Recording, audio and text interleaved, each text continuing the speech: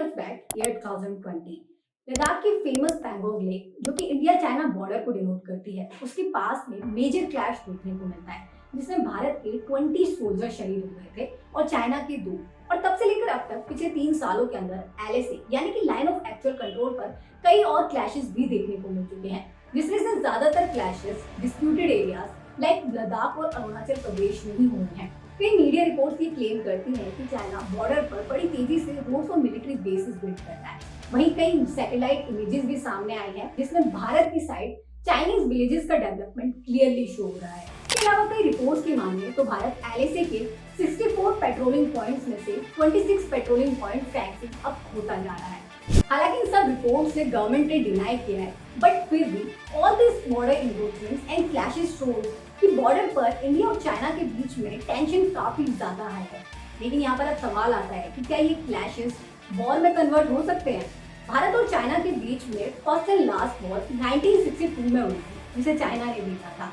लेकिन अब हालात बदल चुके हैं। आज भारत इकोनॉमिकली पहले से कई गुना बेहतर कंडीशन में है, लेकिन यहाँ पर फिर भी भारत के लिए एक प्रॉब्लम जरूर है और वो है पाकिस्तान। अब वैसे तो पाकिस्तान अनस्टेबल गवर्नमेंट और इकोनॉमिक क्राइसिस की वजह से कोई भी वॉर करने की हालत में नहीं है, लेकिन रिसेंट ईयर में चाइना की पाकिस्तान के डेवलपिंग प्रोजेक्ट्स में बिलियंस ऑफ डॉलर्स की इन्वेस्टमेंट उसे चाइना को इस वॉर में सपोर्ट करने के लिए इंकरेज जरूर कर सकती है। ऐसे जरा सोचिए कि अगर चाइना और पाकिस्तान दोनों एक साथ भारत के खिलाफ जंग छेड़ देते हैं तो क्या भारत, चाइना और पाकिस्तान दोनों के साथ एक ही टाइम पर जंग लड़ पाएगा? और अगर ये टू फ्रंट वॉर होती है तो इसका क्या रिजल्ट होगा? पाकिस्तान के साथ में वेस्ट में गुजरात से लेकर नॉर्थ में कश्मीर तक 3,310 किलोमीटर लॉन्ग बॉर्डर शेयर करता है। Wagah border, Siachen glacier, line of control and run of Kutch इस बॉर्डर लाइन के सबसे इंपॉर्टेंट चेक पॉइंट्स है। और चाइना के साथ में हमारा border north to east 3,488 kilometre long है। और पैंगोंग लेक, अरुणाचल प्रदेश, डोकलाम प्लेटू और पोखराम पास इस बॉर्डर लाइन के सबसे इंपॉर्टेंट चेक पॉइंट्स हैं। यानी कि अगर फ्यूचर में कभी पाकिस्तान और चाइना के साथ में जंग होती है तो यही चेक पॉइंट्स वॉर के सबसे क्रूशियल रोल होंगे। एंड यही रीजन है कि भारत की 60% से ज्यादा मिलिट्री इन दो बॉर्डर लाइंस पर भी डिप्लॉयड है।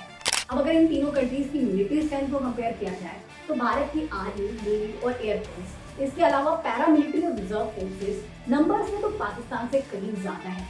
इसके अलावा पिछले कुछ सालों में राफेल, ब्रह्मोस और अग्नि मिसाइल जैसे फाइटर जेट्स और मिसाइल्स ने भारत की डिफेंस पावर को भी डबल किया है।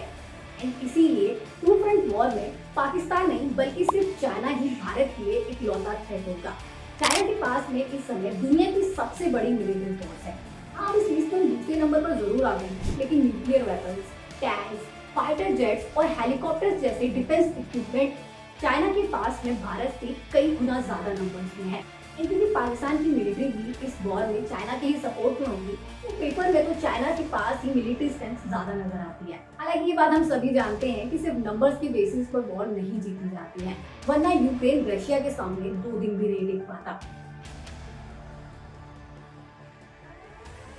वॉर में हिमालयास, जो कि भारत का नेचुरल डिफेंस बैरियर है, वो चाइनीज और पाकिस्तानी आर्मी के लिए सबसे ज्यादा प्रॉब्लम क्रिएट करेगा। और वो इसलिए क्योंकि हाई ऑल्टीट्यूड और लो ऑक्सीजन लेवल की वजह से इन दोनों कंट्रीज के सोल्जर्स के लिए हिमालयास को क्रॉस करना बहुत मुश्किल है। वहीं जबकि सियाचिन में हमारे पास दुनिया की हाईएस्ट बैटलफील्ड मौजूद है, जहां पर इंडियन आर्मी के 6,000 सोल्जर्स हमेशा ही डिप्लॉयड रहते हैं और इन पर Indian defence ministry yearly 2,100 crore से ज्यादा खर्च करती है। 20,000 फीट पर मौजूद सियाचिन बेस कैंप से सोल्जर्स बॉर्डर एक्टिविटीज पर तो नजर रखते ही हैं, लेकिन इतने हाई ऑल्टीट्यूड पर बेस कैंप होने की वजह से उन्हें लो टेम्परेचर और ऑक्सीजन में सरवाइव करने का एक्सपीरियंस भी मिलता है। एंड इसके अलावा चाइना और पाकिस्तान की आर्मी के कंपैरिजन में इंडियन सोल्जर्स हिमालयास की लोकेशन को बेहतर ढंग से समझते हैं, जिसकी वजह से वो वॉर में बिना नेविगेशन सिस्टम और मैप्स के भी इस लोकेशन को बेहतर ढंग से स्ट्रेटेजाइज कर सकते हैं, जो कि हमारा सबसे बड़ा एडवांटेज है। वहीं ईस्ट में most of the area forest और माउंटेन से कवर्ड होने की वजह से यहाँ पर हमें Assam rifle, Kumaon Garhwal regiment, Gorkha regiment और नागा रेजिमेंट जैसे फोर्सेस का फायदा मिलता है, जिसमें भर्ती होने वाले ज्यादातर सोल्जर्स हिल्स से ही आते हैं। थर्ड लोकेशन है रन ऑफ कच्छ, जो कि भारत की वेस्ट में गुजरात के पास मौजूद रेगिस्तानी एरिया है। हाँ, ये हिमालयास की तरह उतना स्ट्रॉन्ग बैरियर नहीं है, हालांकि फिर भी रेगिस्तानी एरिया होने की वजह से इस जोन को आर्मी अटैक और डिफेंस स्ट्रेटजीज के लिए बहुत अच्छे से यूटिलाइज कर सकते हैं। और लोकेशन है अंडमान निकोबार। कभी काला पानी के लिए फेमस ये आइलैंड आज इंडियन नेवी और एयरफोर्स का सबसे इम्पोर्टेंट स्ट्रेटेजिक मिलिट्री बेस बन चुका है। यहाँ से वो चाइनीज नेवी की इलीगल एक्टिविटीज पर तो नजर रखती ही है, लेकिन क्योंकि चाइना का 90% ऑयल ट्रेड भी इसी रास्ते से पास होता है, तो ऐसे में नेवी वॉर के दौरान इस जोन को कंट्रोल कर चाइनीज ऑयल शिपमेंट्स को ब्लॉक कर सकती है। Last and most important location है इंडियन ओशन। एंड इस जगह के लिए एक फेमस कोट है कि whoever controls Indian ocean dominate Asia. And luckily Bharat Indian ocean का 2.2 मिलियन स्क्वायर किलोमीटर का एरिया एक्वायर करता है और यहाँ पर अभी सबसे ज्यादा पावरफुल पोजीशन में है। हालांकि यहाँ पर हमारे लिए एक टेंशन की बात ये जरूर है कि अपनी जियोपॉलिटिकल और फॉरेन पॉलिसीज की वजह से चाइना भी अब इंडियन ओशन में एंटर कर चुका है और यहाँ पर अपनी प्रेजेंस को स्ट्रॉन्ग करने के लिए बिलियंस ऑफ डॉलर्स खर्च कर रहा है, जिस पर मैंने ऑलरेडी एक डिटेल वीडियो बनाया हुआ है। अगर आप इंडियन ओशन की जियोपॉलिटिकल इंपॉर्टेंस को समझना चाहते हैं तो इस वीडियो को देख सकते हैं। रशियन यूक्रेन के केस में हम ऑलरेडी ये तो देख ही चुके हैं कि अब वॉर से सोल्जर्स, वेपन और स्ट्रेटेजिक लोकेशंस का भी गेम नहीं रह गए हैं, बल्कि अलाइज और जियोपॉलिटिकल स्ट्रेटेजीज किसी वॉर को लड़े बिना ही उसका रिजल्ट चेंज कर सकती है। अब इन फोटोज को जरा ध्यान से देखिए। ये सारी फोटोज जापू पोस्ट की हैं, जिसमें चाइना ने $7 बिलियन खर्च किए हैं। एंड यही नहीं, BRI पॉलिसी के अंडर यहाँ पर रेलवे नेटवर्क डेवलप कर चाइनीज गवर्नमेंट इसे डायरेक्टली अपनी कंट्री के साथ कनेक्ट कर रही है, और वो सिर्फ इसलिए ताकि वो बे ऑफ बंगाल का एक्सेस पा सके। एंड इंटरेस्टिंगली ये पोर्ट म्यांमार में ही मौजूद भारत के सितावे पोर्ट से सिर्फ 105 किलोमीटर दूर है।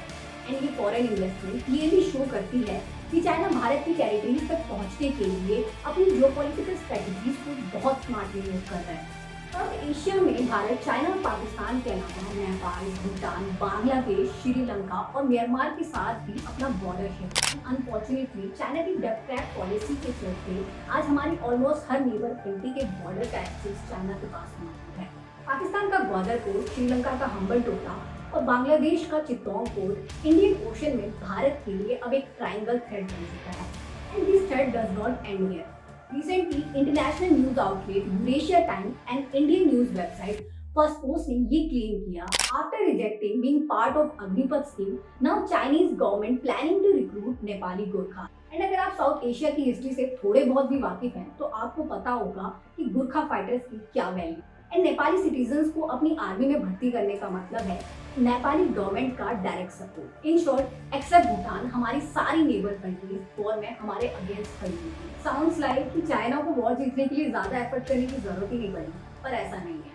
चाइना की BRI और स्टिंग ऑफ पर्स जैसी जियोपॉलिटिकल स्ट्रेटजीज को भारत एक्ट ईस्ट, सागरमाला और नेकलेस ऑफ डायमंड्स जैसी स्ट्रेटजीज से काउंटर कर रहा है। रिमेंबर 2015 जब PM Narendra Modi first prime minister बने थे मंगोलिया विजिट करने वाले। अब आप में से कई लोगों को शायद ये बात कोई खास ना लगे, लेकिन आपको बता दूं कि अपनी ज्योग्राफिकल लोकेशन की वजह से ये देश चाइना को काउंटर करने में भारत के लिए बहुत अहम है, और वो इसलिए क्योंकि ईस्ट एशिया में मौजूद ये लैंड लॉक्ड कंट्री चाइना के साथ में 4000 किलोमीटर लॉन्ग बॉर्डर शेयर करती है। साल 2009 में यूपीए गवर्नमेंट ने मंगोलिया के बॉर्डर पर एक एयरबेस सेटअप करने का प्रपोजल रखा था, लेकिन उस समय चाइनीज गवर्नमेंट के प्रेशर की वजह से मंगोलिया ने इस प्रोजेक्ट को रिजेक्ट कर दिया था। हालांकि पिछले कुछ सालों में भारत और मंगोलिया के डिफेंस रिलेशन काफी स्ट्रॉन्ग हुए हैं और मिलिट्री एक्सरसाइजेस के जरिए इंडियन आर्मी यहाँ पर अपनी प्रेजेंस को बनाने में कामयाब हो गई है। वहीं अपनी इसी बॉर्डर वैल्यूज की वजह से ये कंट्री भारत की नेकलेस ऑफ डायमंड के वन ऑफ डायमंड्स में से भी एक है। यहाँ की ऑयल रिफाइनरीज और दूसरे डेवलपिंग प्रोजेक्ट्स में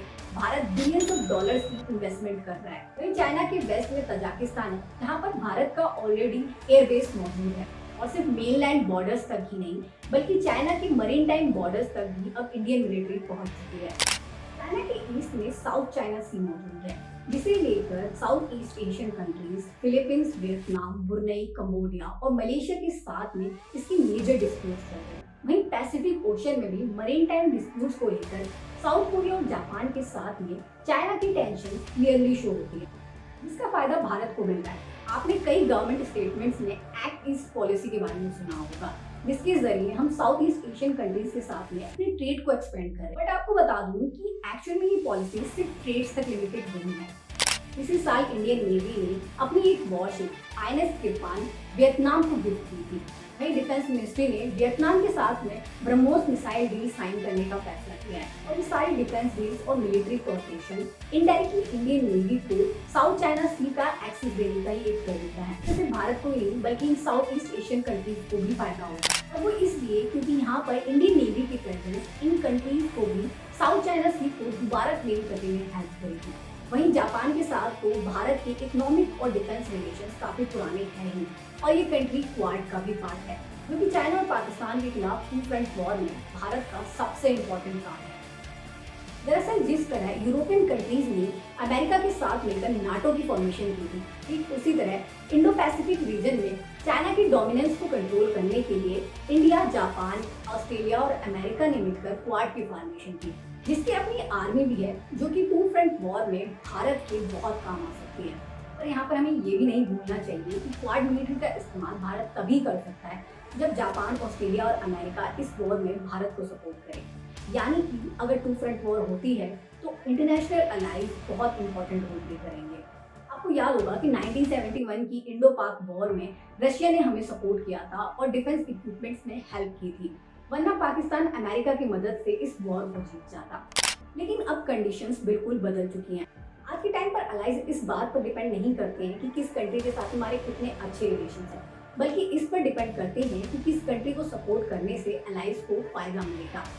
रशिया हमेशा से ही भारत का बहुत अच्छा दोस्त रहा है, लेकिन अगर फ्यूचर में टू फ्रंट वॉर होती है तो इसमें रशिया हमें सपोर्ट नहीं कर पाए और वो इसलिए क्योंकि लास्ट 20 ईयर्स में चाइना और रशिया के डिफेंस रिलेशंस काफी डीप हो चुके हैं। वहीं वेस्टर्न कंट्रीज से बॉयकॉट के बाद रशिया चाइना पर ट्रेड के लिए हाईली डिपेंडेंट है।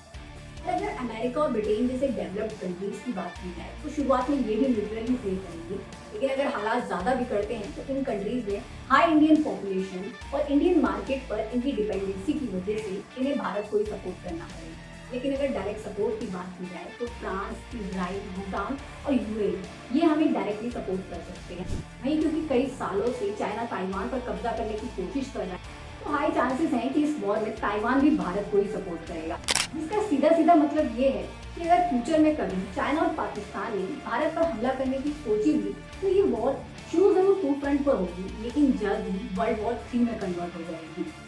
वैसे भी आज के टाइम में चाइना ने अपने ओवरसीज मिलिट्री बेसिस को साउथ एशिया से लेकर साउथ अफ्रीका तक एक्सपेंड कर रखा है। वहीं ऐसी ही सिचुएशन से निपटने के लिए भारत ने भी सेंट्रल एशिया, मिडिल ईस्ट और साउथ अफ्रीका और इंडियन ओशन तक में अपने ओवरसीज मिलिट्री बेसिस बनाए और ये सारे मिलिट्री बेसिस इस बात का प्रूव है कि अगर वॉर की सिचुएशन आती है तो इंडिया और चाइना की लड़ाई सिर्फ अपनी बॉर्डर टेरिटरीज पर नहीं होगी। भारत और चाइना वर्ल्ड की मोस्ट पॉपुलेटेड कंट्रीज हैं और 50% से ज्यादा ग्लोबल ट्रेड डायरेक्टली और इनडायरेक्टली कंट्रोल करते हैं, जिसका मतलब है कि इस वॉर का असर पूरी दुनिया पर होगा। वर्ल्ड वॉर 1 और वर्ल्ड वॉर 2 के दौरान अराउंड 60 मिलियन से ज्यादा लोग मारे गए थे और इन वॉर्स में सिर्फ सोल्जर्स और सिविलियंस की जान नहीं गई थी, बल्कि कभी दुनिया पर राज करने वाले ब्रिटेन तक को इन वॉर्स ने कंगाल कर दिया था। अगर वर्ल्ड वॉर 3 भारत और चाइना के बीच होती है तो इस वॉर के रिजल्ट इन दोनों से भी 10 टाइम्स ज्यादा डेंजरस होंगे। वैसे भी रशिया यूक्रेन वॉर की वजह से दुनिया भर में फूड प्राइसेस अपने पीक पर है। अमेरिका और ब्रिटेन जैसी डेवलप्ड कंट्रीज आज के टाइम में हाई इन्फ्लेशन और अनएम्प्लॉयमेंट से परेशान है। तो पाकिस्तान की इकोनॉमी तो ऑलरेडी अपने सबसे बुरे टाइम से निकल रही है, ना कि गवर्नमेंट को सर्वाइव करने के लिए बार बार IMF से लोन लेना पड़ता है। ऐसे में अगर ये वॉर का हिस्सा बनते हैं तो जीत भले ही किसी की भी हो, हार पाकिस्तान की ही होनी है।